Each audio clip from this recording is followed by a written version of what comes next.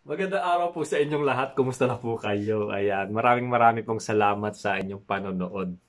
At sana nasisiyahan po kayo sa topic na ibinabahagi ko. Yan, parami po ang ating subscriber. At ayan, nag-i-enjoy po yung mga subscriber natin na nanonood. Yan, nasa mahigit 1,000 na po tayo. At sana madagdagan pa. Itong importante po ito sa mga kababaihan, yung kanilang partners na lalaki. Kung papaano magayuma. So, 'di ba? Maraming mga ritual 'yan na ginagawa para hindi sila hiwalayan ng kanilang mga asawang lalaki. So, totoo kaya 'yon? So, alamin niyo po ito sa topic na ito, itong pag-uusapan natin. Ito po ay napanood ko lamang at siyempre matagal na rin din akong may asawa at alam ko na rin yan. At siyempre at sa mga kaibigan natin na napagtanungan na rin at yan ay isi-share natin lalo sa mga kababaihan dyan. Yan. Keep watching para magayuma yung mga lalaki sa inyo. Okay? So, start po tayo. So, ang pinaka-importante po dito yung performance natin. Lalo-lalo na sa kama. Ayan, sa mga kababaihan dyan. Kailangan good performance kayo para lalong manabik ang mga asawa ninyo. Diba? Yan, nauna ko nang tinapix yung yung pagkain ng keps. Sorry to say that, ayan, napaka-seryoso po nitong usapin na 'to at talagang medyo may kabastusan. Talagang bastos talaga pero sa buhay natin kasi kailangan po natin 'yan yung good performance tayo sa kama. Ayan po ang pinaka numero uno para magtagal ang ating relasyon lalo-lalo sa ating mga mahal. 'Di ba? So, itong usapin na ito, hindi po talaga pinag-uusapan lalo-lalo na dito sa YouTube. Dahil kanya-kanya tayong content, 'di ba? Maraming mga content na nagagawa yung mga vlogger na katulad natin. So, dito kasi sa lugar ko dito sa Kingdom, parang ulit-ulit na lang yung mga content nila napapanood natin, yung mga places doon sa dito nga sa Kingdom Net. At napakahirap din naman na kumuha ng ah, ah, mga places dito dahil napaka-stricto. So ito po naisip ko po at pag-usapan po natin ito sa bilang sa mag-asawa. Rare po itong topic na ito at hindi po talaga pinag-uusapan. So pag-usapan po natin, real talk po to bilang sa mag-asawa. Bastos man pero kailangan in the real life ay para malaman din natin at sa mga manonood natin dyan. So, yung mga babae dyan na gustong manatili ang kanilang mga asawa at magtagal po kayo. So, ito po ay itatapik natin. Nalaman ko rin sa mga kakilala natin dyan. Ayan, sa mga napapanood ko rin. Ayan, senior ko lamang po at yung nalaman ko at para malaman ninyo. Di ba? Ito po yung mga tips lamang po. So, itong ano na ito, yung topic na ito, pag-uusapan natin lalo sa sex performance ninyo doon sa usapin yung paano ah, maging kumbaga kaakit-akit ka sa iyong asawa, yung hanap-hanapin ka, yung performance mo, 'di ba? Ayan po ay pag-uusapan natin kung paano yung kapanabik-nabik ka sa iyong asawa, 'di ba? So, yan po yung pag-uusapan natin. Yung isisiwalat natin at ibabahagi po.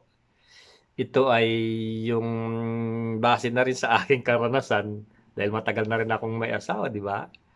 Sa mga napanood natin, nabasa natin, galing sa mga usap-usapan sa mga lalaki, sa mga kaibigan natin dyan.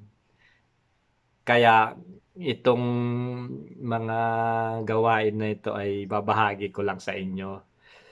So, bihira lang din ito na lalo-lalo sa mga kababaihan. Hindi lahat nakakagawa ng ganito, kaya tinatawag nila yung kapanabik-nabik. Lalo-lalo sa performance sa kama, 'di ba? Para sa mga kababaihan, para talagang ah, kapanabik-nabik ka sa mga lalaki.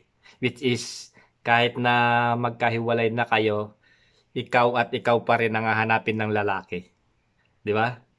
So, ito pag-usapan na natin, 'wag na nating patagalin 'to. Unang-una, yung kamay ng mabilis. Stop. Yes. Alam niyo na yung tinutukoy ko, ah. Ang ibig ko sabihin dito is kapag nagkamay ka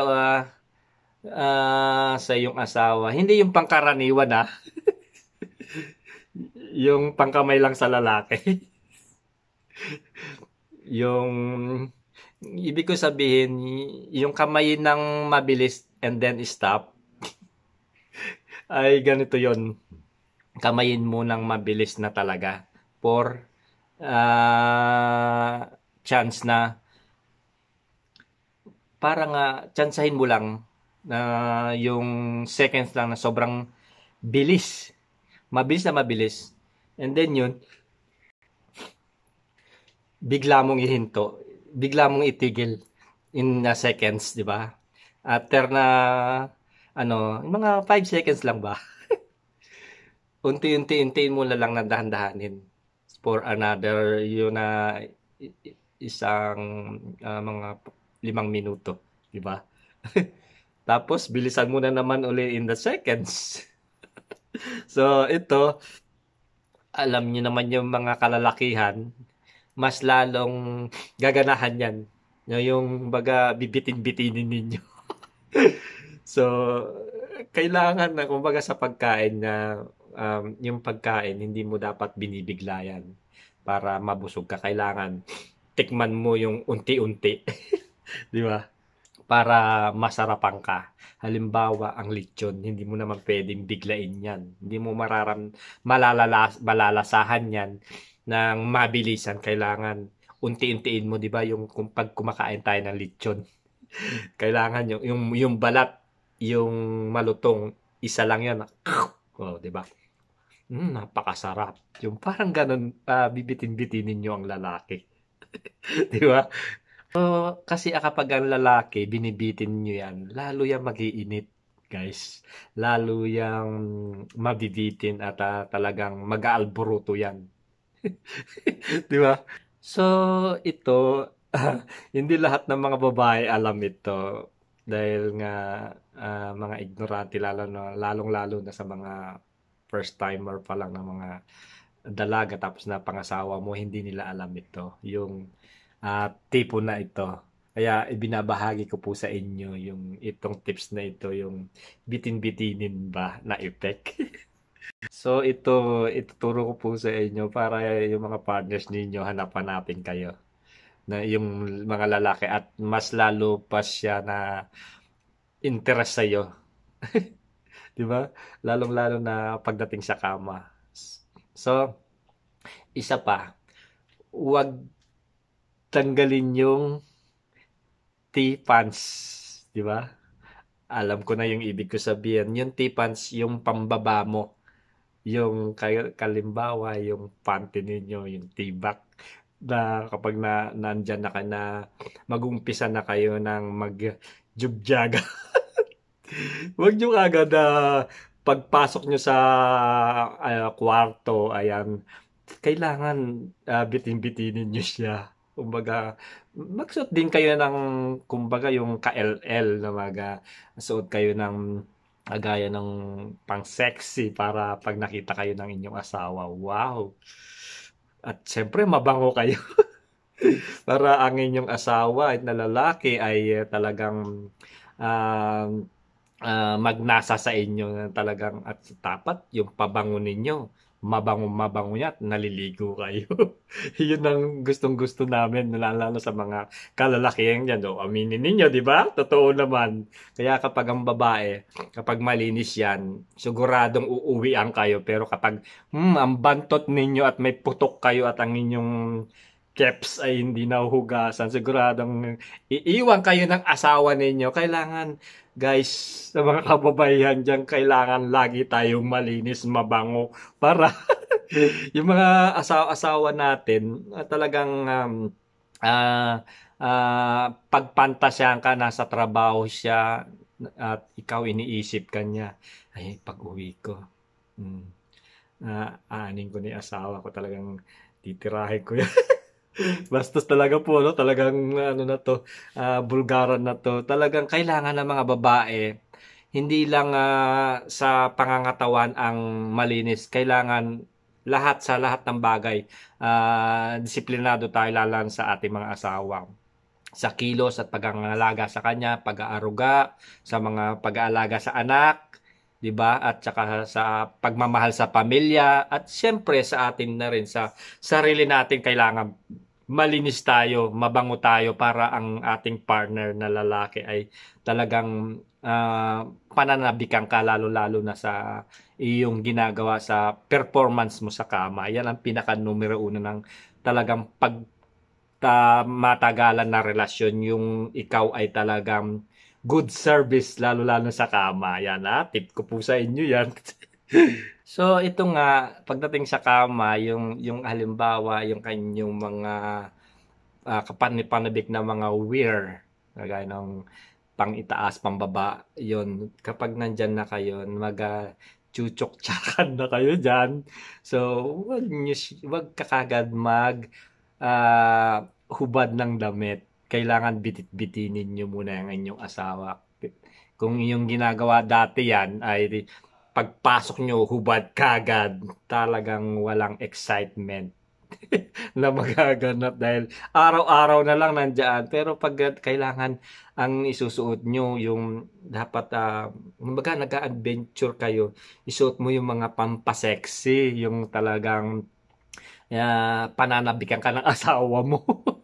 Yung kung kahit na mahal yan, 'di ba? Yung iba bumibili yan sa mga online, talagang yung mga kasuotan nila, yung mga bra, mga panty, kahit mahal yan, binibili ng mga babae yan para ma-arouse o yung mga seduce yung mga kalalakihan ng mga asawa ninyo. Gawin po ninyo yan para lalong manabik ang inyong asawa. Yan po yung tip na sasabihin ko po sa inyo, totoo po yan. So, yun nga, kapag nandiyan na yan, magpa-romance-romance ka lang dyan. Huwag mong hubarin kagad ang inyong mga pang-sexy na pang-itaas at pang-baba. Isa pa rin yan na nakakapalabik sa asawa yan, guys. At tsaka, kailangan ang pabango ninyo mabango. Hindi yung kung saan-saan lang na bibili dyan na pag naamoy niya, parang amoy patay. Di ba, sino magaganahan yun? Kailangan ang pabango natin is talagang mabango. Yung ligo mo pa lang at paglabas mo pa lang, sisinya, titingnan ka na ng asawa mo, ibabat itaas at ang yung amoy. Kahit may ginagawa yan, talagang papasok ka sa kwarto. Di ba? So, yan po yung tip na sinasabi ko po sa inyo. So, yung pag ginawa mo yan, magugulat yung partner mo kung bakit nagawa mo yun. Kasi very sexy yung dating mo kapag nagawa mo yun pagdating sa lalaki. And then, nakadagdag ito, alimbawa kapag nandun na kayo at nagchuchuktsakan na kayo, yung parang nakakapagpadagdag ng sikip dahil nga, di ba, mahihirapan siya.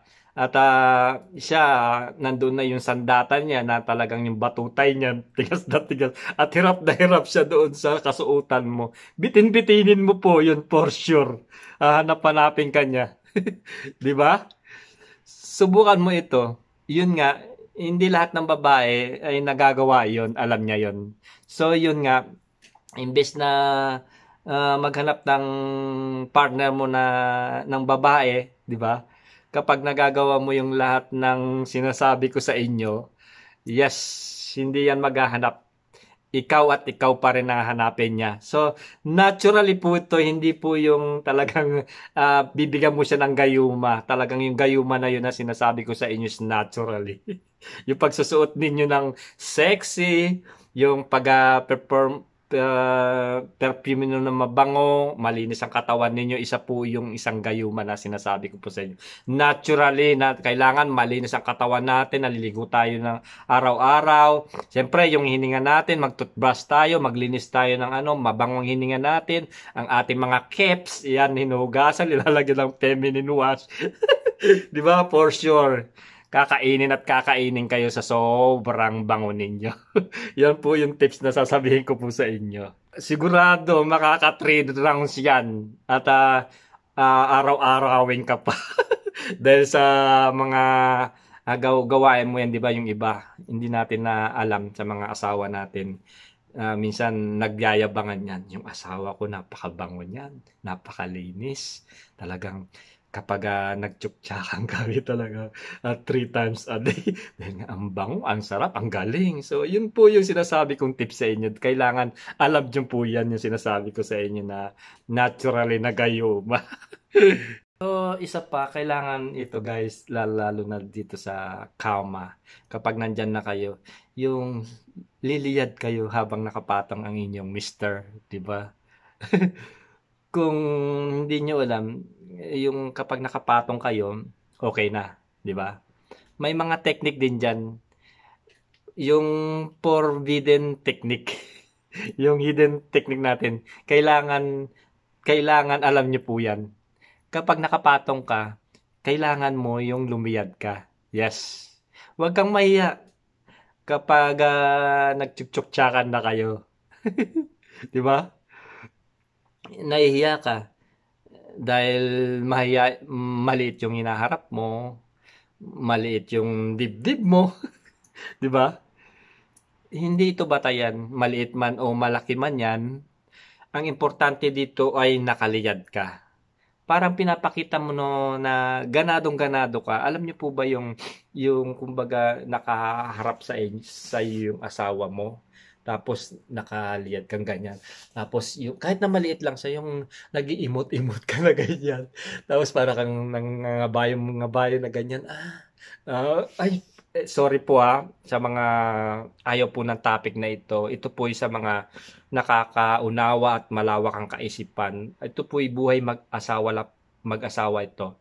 Hindi po ito sa mga minor age po. Dito po sa may mga edad na to at malawak ang kaisipan at nakakaintindi. So, kung hindi nyo po gusto itong topic na ito, ignore nyo lamang po. Wala pong problema. Sa mga gusto naman po at gustong panoorin ito, at least meron po kayong nalalaman lalo-lalo no, sa mga kababaihan dyan, hindi alam ito. Ako po, lalaki po ako. Yun po yung gustong-gusto ko na nagagawa ng aking mga ayun ng aking mga isa lang po pala yun. Baka nandyan sa isa lang po yun na yung gagawin ng aking asawa. Dahil nakakapagpagana po yun, lalo na ako, gustong-gusto ko yung mabango, malinis, yung kasuotan niya talagang pang-sexy, ay talagang gaganahan po kayo niyan, sigurado. Sigurado po ito. Hindi po ako nagsisinungaling, 'di ba? Sa mga kalalakihan diyan, gusto natin yung mga mabangong asawa, 'di ba? Malinis, yung kanilang keps mabango, yung kanilang sinusuot pang sexy, 'di ba? At yung kanilang mga hininga mabango. Siguradong lalaplapin mo 'yan at siguradong yung mga lalaki diyan uuwian kayo kapag ganyan ang ginawa. Yun po ang tips na kailangan ninyong gawin. 'Di ba? Ito sa performance naman sa sa kama guys, lalo sa mga kababaihan, yung gustong-gusto ko yung kapag ako'y tsumutsok. Talagang tsuktsakan na. Yung ang gusto ko yung partner ko, yung nasisiyahan siya. Kapag nasisiyahan ang partner mo na talagang iisipin na talagang good performance ka. Kailangan sa mga babae diyan, ito mga babae, kailangan alam niyo yun yung marunong kayong mag-artista. 'Di ba yung napapanood natin sa mga porn? May mga babae na talagang humahalingking. 'Di ba? Gaganahan talaga yung mga partner ninyo. Uy, sigurado yung kapag marunong kang halinging-halingking na ganyan.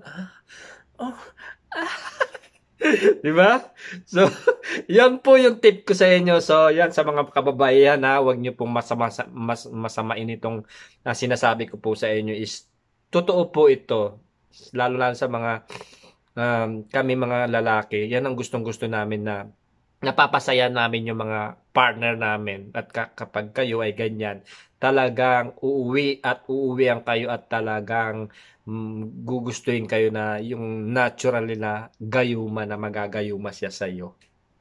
'Di ba? So ito sa performance naman yan sa kama, kailangan yung emote mo para yung partner mo gaganahin talaga ng isa rin ito sa kailangan gawin mo na hinahanap ng lalaki na kapag ganun yung gagawin mo, yung kailangan lumiyad-liyad ka rin. Yung kumbaga na nasyang-siya ka at oo naman siyang-siya ka natural. Kung hindi ka ba mag-i-emote-emote na ganyan, siyempre yung partner mo talagang mag-i-enjoy din. Kailangan sa meron kayong yung sinasabi nilang sexual fantasy. Kailangan yung performance ninyo, yung mga adventures ninyo, gawin ninyo na the best para maging satisfied ang partner ninyo at para magtagal kayo, di ba? So, yun po yung tips na sinishare ko po sa inyo sa mag-asawa na para tumagal kayo. Ito yung kailangan gawin natin sa kama, yung isa pa na kapag nakatuwad ka tapos nakatingin ka sa taas at talagang feel na feel mo tumitirik ang mata mo. Ayan talagang yan ang gustong-gusto ng mga kalalakihan. Tapos talagang ihilahin pa yung kumahaba ang buhok mo, ihilahin pa yung buhok mo as lalo itong gaganahan sobrang init. At yung sa lalaki, talagang mapapabilis pa yung kanyang paglabas sa tubo ng kanya, yung kanyang batutay sa gripo niya. Kasi nga, masarap din yun, yung sa ginagawa mo habang siya ay, ay umunday dyan sa ibaba at ikaw ay nasa taas. Tapos, nakaliyad ka, di ba? So, ganun, gawin mo yun para lalo ka magustuhan ng lalaki. So, ito, isa pa, yung kagad, labas agad sa unang pasok. Di ba? Yes, isa ito sa very talagang gustong-gusto ng mga kalalakihan. Masarap ito pagdating sa lalaki. Ang ibig ko sabihin dito, once na sa unang pasok, yung baon na baon, and then bigla mo siyang hugutin. Yung talaga nagiinit na yung lalaki, tapos lalabas na higutin mo siya, bitinin mo. Tapos, bitin-bitinin mo siya na huwag mo munang ipasok ka agad-agad. Kailangan na maglaro-laro muna kayo, di ba? Huwag yung doon kagad pasok, labas kagad. So, di ba? Ang gusto na lalaki yung nabibitin. So, lalo itong gaganahan talaga na habang binibitin mo siya, lalo siyang magiging hyper kapag kayo ay nag-sex, di ba? So, wag mo lagi itong gagawin sa kanya kasi mababagot siya. Kumbaga, bitin-bitin mo siya, kunyari, nag-sex kayo ngayon, tapos sa pangalawa, ganun. Hindi naman araw-arawin yun. Kasi yun yung mga gawain na ito na palagi-lagi ay nakakasawa din. Mauumay yung partner ninyo magsasawa, di ba? Excuse me. Gawin mo ito paminsan-minsan lang. Kasi habang nagpapabaon ka sa unang tsuktsakan ninyo, ramdam na ito ng lalaki. At kapag hinugot mo, yes, talagang mabibitin ito. So, once na tuloy-tuloy na yung paglabas-masok ng mapapabilis, napapabilis din talaga ang makapaglabas ng alam mo na yung kanyang tubo, yung kanyang batutoy. Di ba? Yun. At isa pa, yung last, magpakain ka. Yes. So, napaka-importante itong bagay kasi meron din na kababaihan na hindi nagpapakain. Meron at meron yan. So, isa na rin kayo dyan sa mga nanonood na hindi nagpapakain ng sariwang talapia. Di ba? Sa, so, kailangan magpahandaan ka, magpakain ka. Di ba? Alam nyo na ibig ko sabihin yung magpakain ka sa kama. So, napaka-importante itong bagay para yung magayuma mo yung partner mo na lalaki. Natural po yan, hindi po yung ritual. Di ba? Once na matikman yung masarap mong tilapia na sariwa, hanap-hanapin niya ito. At kaalimbawa, nagkahiwalay na kayo. O yung mga taon na hindi ninyo pagkikita. Kapag naalala niya yan, guys, siguradong maaalala niya kayo, yung lalaki. Sigurado ito. Kasi iba na kapag natikman niya yung talapia ninyo, yung keps ninyo, yung pagkain. Make sure na, siyempre, kapag nagpakain kayo, kailangan nyo nga, kaya nga nauso yung feminine, di ba? Kasi lilinisin nyo at papabanguhin ang inyong mga keps para ang mga asawa natin ay ganahan. Ano bang silbi ng feminine kung hindi yun, di ba? Hindi lang yung pag nagregla tayo, ginagamit natin yun. Yun po yung purpose ng feminine wash kasi kapag nagsesex tayo, hinugasan natin na para bumango ang ating mga ari. At siyempre, kapag nakikipag-tsuktsakan tayo sa ating mga asawa, ay gaganahan sila mabango ang ating mga keps. Di ba? At siyempre kailangan yung personal hygiene natin mabango kapag ang inyong kuweba ay napakadaming agyo. Sino bang gaganahan? Kailangan linisin natin, pabanguhin. Parang ating mister ay ganahan din. So, yan po ang ating usapin ngayon. Bastos talaga. Pero sa mga makakaintindi nito at malalaman itong natural na sinasabi kong gayuma na hanap-hanapin ka ng inyong mister ay gawin nyo po yan. So, meron na naman po kayong natutunan na. Sana wag niyo pong kalilimutan na i-subscribe ang aking YouTube channel, Pobreng Kapampangan, and click the bell button notifications para updated po kayo lahat sa mga video na ina-upload ko. God bless po. Enjoy watching.